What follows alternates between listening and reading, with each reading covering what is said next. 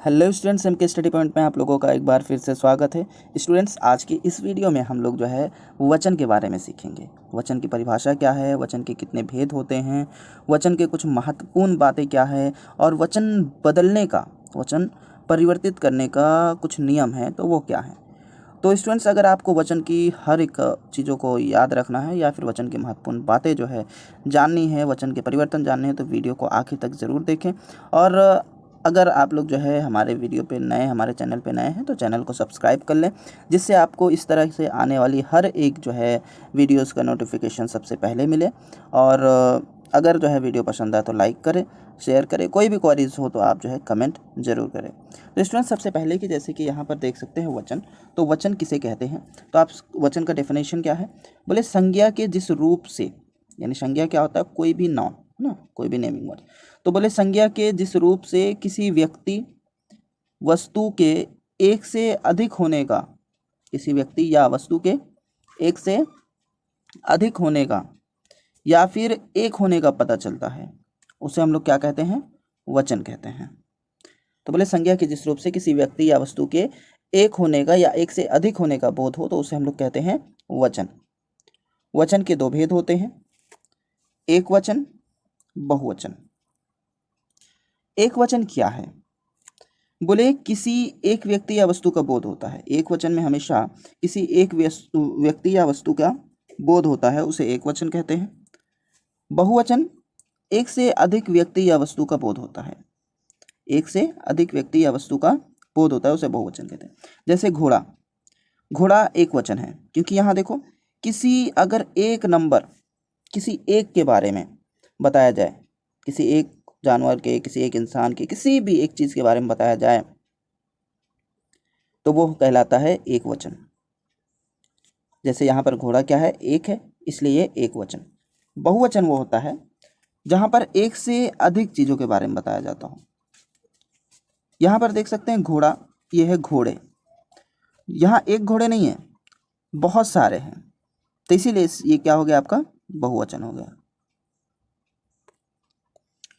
उसके बाद स्टूडेंट, जैसे कि आप एक और देख सकते हैं, इसमें क्या है, अब हम लोग वहाँ पर एक वचन देखें, घोड़ा को घोड़े कर दिए तो एक वचन से बहुवचन हो गया। दूसरी यहाँ पर जो चीज़ बताई गई, बस संज्ञा अथवा सर्वनाम शब्दों से वचन की पहचान करना। अगर आपको संज्ञा के शब्दों से वचन का पहचान करनी है या सर्वनाम से करनी है, तो बोले संज्ञा, जैसे कि बोला गया यहाँ पर कि गाय दाना खा रही है, गाय दाना खा रही है, तो यहाँ देखो संज्ञा क्या है, गाय है। तो संज्ञा से आप क्या किए, वचन का पहचान किए कि ये क्या है, एक वचन है। ये क्या है, एक वचन। गाय दाना खा रही हैं, इसमें एक गाय नहीं है, इसमें क्या है, एक गाय, लेकिन इसमें कई सारे गाय देखें खाना खाते हुए नजर आ रहे हैं, तो दाना है, तो बोले गाय जो है दाना खा रही हैं। फिर अगर क्रिया से वचन की पहचान करें, जहाँ पर संज्ञा एक जैसा ही होगा, संज्ञा में कोई परिवर्तन नहीं होगा, लेकिन क्रिया में परिवर्तन होगा। जैसे मोर नाच रहा है, मोर नाच रहा है, तो मोर को मोरे नहीं कह सकते। देखो इसमें भी लिखा हो मोर नाच रहे हैं, तो अगर जहाँ पर एक मोर है, एक वचन, तो मोर नाच रहा है।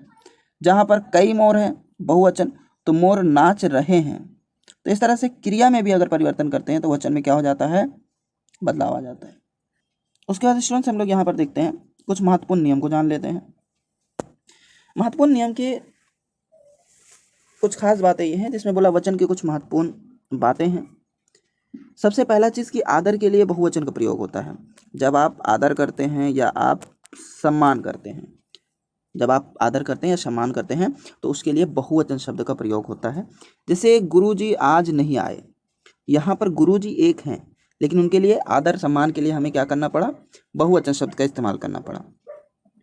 हम लोग ये नहीं कह सकते कि गुरुजी आज नहीं आया, हम लोग कह सकते हैं गुरुजी आज नहीं आए।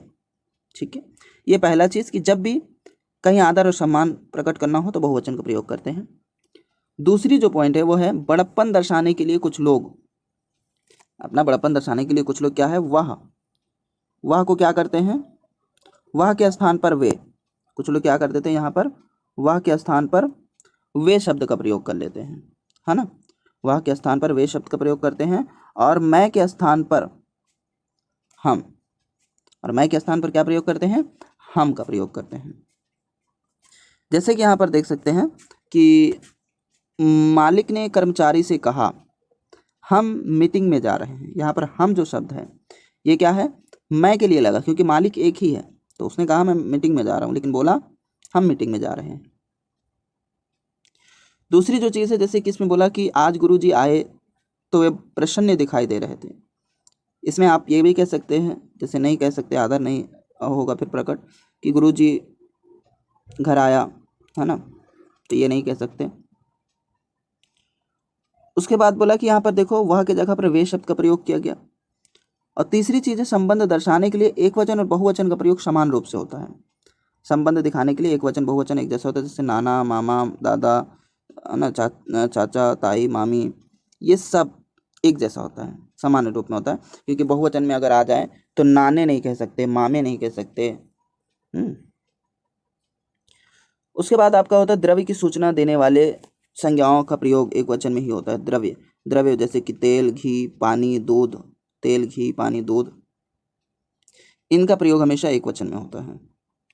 उसके बाद बोला वचन के कुछ शब्दों का प्रयोग हमेशा एक वचन में ही होता है, जैसे कि प्राण, दाम, आशु, समाचार, रोम, दर्शक, दान, होश और केस। देखिए ये सारी चीज़ें होती तो बहुवचन है, लेकिन इसका प्रयोग एक वचन में होता है। जैसे कि केस, केस जो शब्द है जैसे बाल, वो कितने सारे होते हैं, लेकिन उसके लिए सिर्फ केस का इस्तेमाल करते हैं। समाचार, समाचार एक नहीं होता, समाचार बहुत सारा होता है, बस हम लोग उसको क्या कहते हैं, समाचार कहते हैं। ठीक है, तो इस तरह से ये क्या हो गया कि आपके पांचवा नियम जो था उसमें भी आपको पता चल गया धातुओं की जाति बताने वाले संज्ञाओं का प्रयोग एक वचन में ही होता है। धातु समझते हैं क्या होता है, कोई भी मेटल जो होता है उसको हम लोग क्या कहते हैं, धातु कहते हैं। जैसे सोना, चांदी, पीतल, धन, ये जो सारे चीज़ हैं ये हमेशा इनका प्रयोग एक वचन में ही होता है। आगे हम लोग जो है एक वचन और बहुवचन के कुछ नियम जानेंगे कि एक वचन से बहुवचन बनाने के नियम क्या हैं। सबसे पहले जब अगर हम नियम की तरफ आते हैं तो बोले कि एक होता है विभक्ति सहित नियम और एक होता है विभक्ति रहित नियम। क्या होता है, विभक्ति रहित नियम। तो विभक्ति सहित नियम, तो पहले हम लोग जो है यहाँ पर अभी समझेंगे कि विभक्ति सहित नियम क्या है। तो बोले विभक्ति सहित नियम में सबसे पहला जो पॉइंट होता है उसमें बोला कि पहले पॉइंट में अकारांत और आकारांत, अकारांत आकारांत संस्कृत शब्दों को छोड़कर तथा एकरांत संज्ञाओं में आ या ए के स्थान पर बहुवचन बनाने में ओ कर दिया जाता है। बहुवचन बनाने में ओ कर दिया जाता है। कहने का अर्थ है आकारांत, आकार अंत, कहने का मतलब कि जिसके अंत में, जिस शब्द के अंत में आ आता हो। ठीक है, जिस शब्द के अंत में, आकारांत मतलब जिस शब्द के अंत में आ आता हो, ठीक है, उसे कहते हैं आकारांत। जैसे यहाँ पर लड़का में आ गया, तो जब भी आकारांत होगा और संस्कृत शब्द को छोड़कर होगा तो वहाँ पर जो है विभक्ति सहित में ओ हो जाएगा और विभक्ति रहित में ए हो जाएगा। तो इसने क्या बोला, लड़का, तो लड़का का बहुवचन क्या हो जाएगा, विभक्ति सहित के साथ यानी विभक्ति चिन्ह के साथ, लड़कों ने कहा। अगर सिर्फ लड़का का हम लड़के कहते हैं, लेकिन अगर विभक्ति के साथ कहेंगे तो लड़कों ने कहा, क्योंकि यहाँ पर विभक्ति क्या है, ने है। आप लोग जानते हो ना विभक्ति चिन्ह क्या होता है, विभक्ति चिन्ह जैसे कारक चिन्ह जिसको कहते हैं उसको विभक्ति कहते हैं। तो यहाँ ने है, जब भी विभक्ति होगा उसके साथ जो है आकारांत ओ कारांत में बदल जाएगा। आकारांत किस में बदल जाएगा, ओ कारांत में बदल जाएगा, यानी ओ में परिवर्तित हो जाएगा। जैसे घोड़ा, अगर हम विभक्ति सहित रहित में करें तो घोड़े हो जाएगा, लेकिन अगर उसको विभक्ति सहित में करें तो हो जाएगा घोड़ों को दौड़ाओ, है ना। देख सकते हो आप, घोड़ों को, जब को आ गया, ये को क्या है, विभक्ति है, तो हो जाएगा घोड़ों। ठीक है, तो जब भी विभक्ति हो साथ में तो आकारांत ये ओ में बदल जाएगा। ठीक है, उसके बाद दूसरा जो नियम है, नियम नंबर 2, इसमें क्या बताया गया है। दूसरे नियम में आप देखिए कि संस्कृत के आकारांत तथा संस्कृत हिंदी की सभी उकारांत, यानी यहाँ पर संस्कृत पहला नियम में क्या था, संस्कृत शब्द छोड़कर था, लेकिन इसमें दूसरे नियम में है संस्कृत शब्द है और दूसरी चीज हिंदी के सभी उकारांत हो, अकारांत हो या फिर आकारांत हो, तो संज्ञाओं को अगर बहुवचन बनाना है तो उसके अंत में ओ जोड़ देते हैं। उसके अंत में क्या जोड़ देते हैं? ओ जोड़ देते हैं, ठीक है। और दूसरी जो सब बड़ी चीज़ है, जब हम उसमें ओ जोड़ते हैं तो जब भी बड़ा ऊ होता है शब्द में, तो बड़ा ऊ को हम छोटे ऊ में परिवर्तित कर देंगे। एक वचन में बड़ा ऊ होगा तो हम उसे बहुवचन करने के टाइम में ओ जोड़ेंगे आखिर में, और जो ऊ होगा उसे हम क्या कर देंगे? छोटा ऊ कर देंगे। जैसे कि आप एग्जाम्पल में देखें, यहाँ है साधु। साधु को हमें क्या करना है? यहाँ पर हमने देखा ऊकारांत है। क्या है? ऊकारांत है, यानी आखिर में क्या है? बड़ा ऊ है, यानी ऊकारांत है, यानी उसका अंत में ऊकार दिया हुआ है, ठीक है। तो जब अंत में ऊ है, बड़ा ऊ है, अगर हम उसको क्या करेंगे? बहुवचन बनाएंगे तो ओ लगा देंगे तो बहुवचन हो जाएगा। लेकिन बड़ा ऊ को हम क्या करेंगे? पहले छोटा ऊ कर देंगे। तो यहाँ देखिए शाह है ना, धाम में बड़ा ऊ कर दिया, बड़ा ऊ की जगह पे छोटा ऊ कर दिया, और ओ, तो साधुओं। अब विभक्ति के साथ यह साधुओं का समाज है। वैसे आपका घर है, घर में भी आकारांत है ना, आकारांत है। इसमें क्या है? घरों, वधु, वधुओं, घर में जाओ, वधुओं से पूछो। तो यहाँ पर छोटा ऊ बड़ा ऊ को छोटा ऊ करना, ये पहला नियम। दूसरा नियम यही कि आपको क्या करना है कि बहुवचन बनाने के टाइम में आकारांत, ऊकारांत, आकारांत है ना, इसमें आप ओ लगा देंगे तो हो जाएगा आपका बहुवचन। तीसरा नियम कहता है सभी ईकारांत, क्या कहते हैं? सभी ईकारांत और ईकारांत संज्ञाओं का बहुवचन बनाने के लिए अंत में यो जोड़ दिया जाता है। अंत में यो जोड़ दिया जाता है। बस इसमें भी वही चीज़ है कि जब आप यो जोड़ेंगे बहुवचन बनेगा, उसमें बड़ी ई की मात्रा जो होगी उसे छोटी ई में परिवर्तित करना पड़ेगा। जैसे यहाँ पर मुनि है, मुनि में माँ में छोटा ऊ और ना में बड़ी ई है, मुनि। लेकिन जब जब क्या करना है? उसको बहुवचन में करना है। तो बहुवचन में करने के लिए विभक्ति सहित है, तो इसमें क्या करना है? यो जोड़ देना है, मुनियों करना है। तो उसको करने के लिए आपको क्या करना होगा कि जो आपने बड़ी ऊ लगाया है उसको क्या करेंगे? आप छोटी ऊ कर देंगे। उसको आप क्या करेंगे? छोटी ई कर देंगे। और या जो ओ लगाता है आप ओ लगा देंगे, हो जाएगा मुनियों, ठीक है। तो आप देख सकते हैं मुनियों की यज्ञशाला। उसके बाद यहाँ पर है गली। गली है, अगर आप उसको नहीं चेंज करते हैं तो उसका अर्थ बदल जाता है। तो गली है, गली में या लगाना है तो यो लगा देंगे, ठीक है। बड़ी ई को छोटी ई कर देंगे, बड़ी ई को क्या कर देंगे? छोटी ई कर देंगे, तो हो जाएगा गलियों में गए।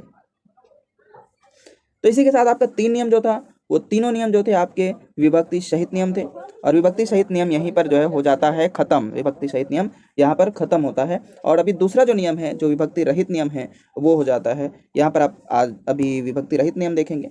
विभक्ति रहित नियम में देखिए, सबसे पहले बोला कि आकारांत स्त्रीलिंग शब्दों के अंत में ए जोड़ने से बहुवचन बनता है। जब भी कोई आकारांत आकार अंत यानी आ के साथ आखिरी जो उसका आ होगा और स्त्रीलिंग शब्द होगा तो उसमें आप जो है ए जोड़ देंगे तो वो बहुवचन बन जाएगा। जैसे शाखा, ये स्त्रीलिंग है, इसमें आप ए जोड़ दिए, शाखाएं, ठीक है। लता, लता स्त्रीलिंग शब्द है, ए जोड़ दिए, लताएं। माता स्त्रीलिंग शब्द है, ए जोड़ दिए, माताएं।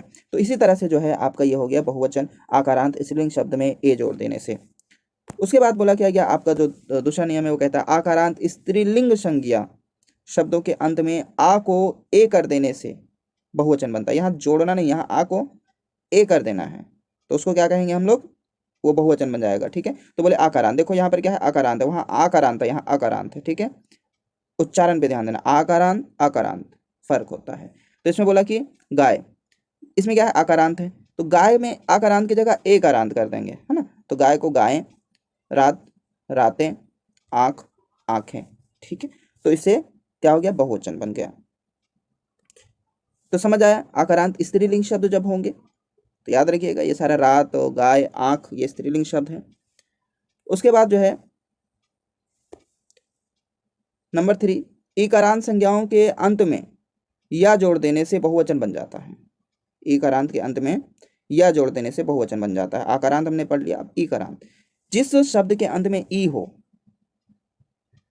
छोटी बड़ी, इकारांत भी और ईकारांत भी, ठीक है। बस इसमें फर्क यही है कि जब बड़ी ई होगा तो उसे छोटी ई कर देंगे बहुवचन बनाने में, और आखिर में आप जोड़ देंगे या जोड़ देंगे, आखिर में या जोड़ देंगे। जैसे नारी है, नारी में क्या करना है, बड़ी ई को छोटी ई बना दिए, उसके बाद या जोड़ दिए।